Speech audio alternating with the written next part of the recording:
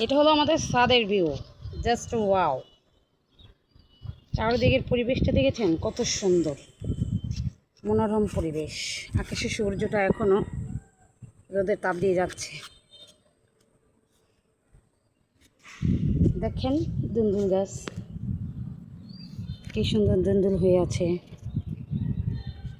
টাটকা টাটকা এখানে দুন্দুল আছে, কত দুন্দুল হয়েছে। মাশাল্লাহ মাশাল্লাহ। এই যে দুন্দুল, এখানে একটা পিঁপড়া আছে।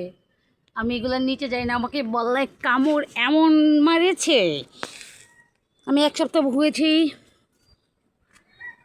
ওই দেখেন কোথায় উঠে গেছে। এখানে সিম গাছটা অনেকটা মাশাল্লাহ উপরের দিকে উঠে গেছে। এটা হলো ছাদ বাগান। এখানে আরও অনেক গাছ আছে, অনেক গাছ। আমি অনেক গাছের নাম জানি না অবশ্য। এই যে এটা কি গাছ, এটা এখন কোনো পাতা নেই। এটা হলো মরিচ গাছ।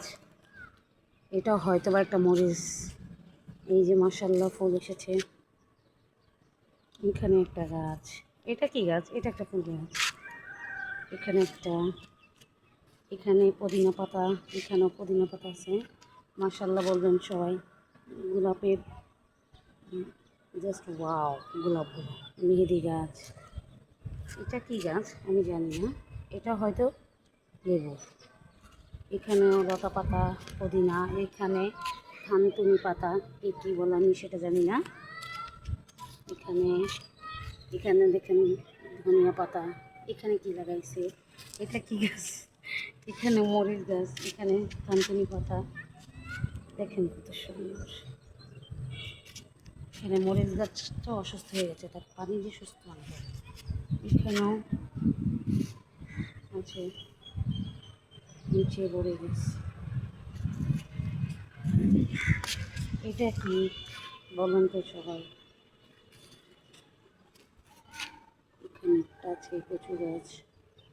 এখানে লতা পাতা, এখানে লতা পাতা। এখানে এই যে এখানে, এটা হলো আমাদের যে ছাদের বাগান। দেখেন মাশাল্লাহ কত সুন্দর ভিউ। ওই যে দূরে দেখছেন না, ওইটা হলো স্টেডিয়াম।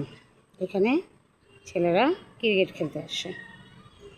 একটু পরেই এখানে চলে আসবে